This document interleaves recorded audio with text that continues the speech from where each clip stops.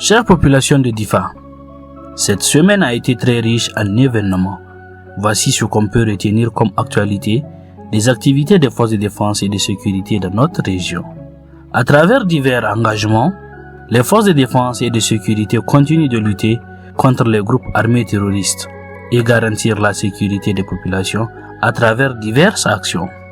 Dans ce contexte, du 6 au 28 mai 2023, le secteur 4 de la force multinationale mixte de Difa a mené avec succès l'opération Harbin Zuma qui signifie attaquer le nid des abeilles en langue Hausa. En étroite coordination avec nos partenaires nigériens, l'objectif principal de cette opération était de neutraliser les terroristes qui se trouvaient dans leur bastion de Aregué au Nigeria.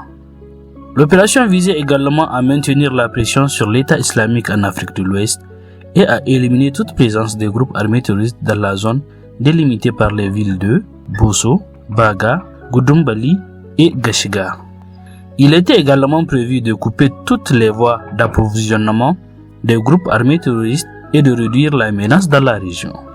La coordination étroite entre les forces aériennes et terrestres nigéro-nigérianes a permis de localiser l'ennemi et de lui infliger d'importantes pertes. Grâce au courage et à la vaillance de nos unités engagées dans cette opération, les résultats sont probants. Côté ami, 2 soldats décédés et 3 blessés légers, un véhicule endommagé. Côté ennemi, 55 terroristes neutralisés, dont plusieurs hauts responsables militaires tels que Fia Abou Zaïd, Kaïd Abou Oumama, Kaïd Malan Mustafa, ainsi que plusieurs leaders religieux dont les identités ne sont pas encore connues. 13 véhicules et 13 motos détruits. 5 véhicules piégés détruits. Saisis de nombreuses armes et munitions. Cette opération conjointe couronnée de succès démontre une fois de plus la détermination et l'efficacité de la force multinationale mixte dans sa lutte contre le terrorisme dans la région.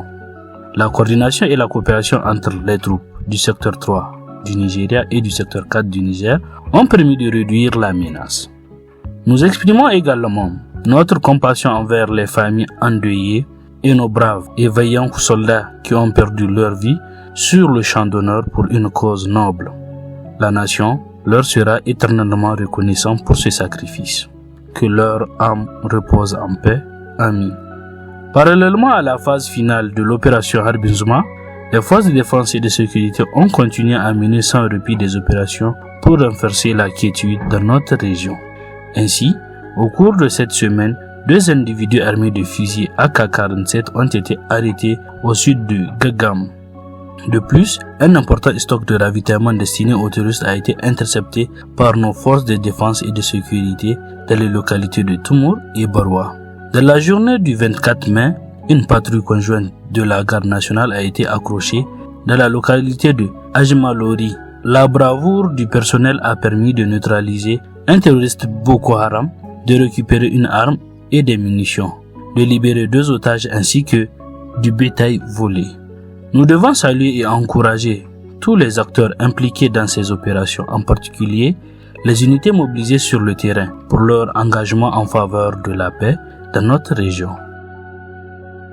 Dans le cadre du renforcement de nos relations de proximité avec la population et l'attention que nous portons à leurs préoccupations, la cellule des actions civiles ou militaires du secteur 4 a effectué une donation d'un important lot de matériel composé de plusieurs nattes, des Corans, de boires et des chapelets au profit de la mosquée du vendredi du quartier Dubaï. Chère population, 2 événements ont rythmé nos activités au sein du poste du commandement du secteur 4 de Difa.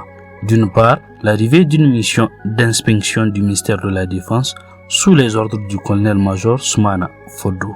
L'objectif de leur présence était de s'enquérir des conditions de vie des familles des militaires décédés, d'apporter plus d'éclaircissements et de vulgariser le décret numéro 2014/219 ministère de la Défense nationale relatif à la prise en charge des militaires.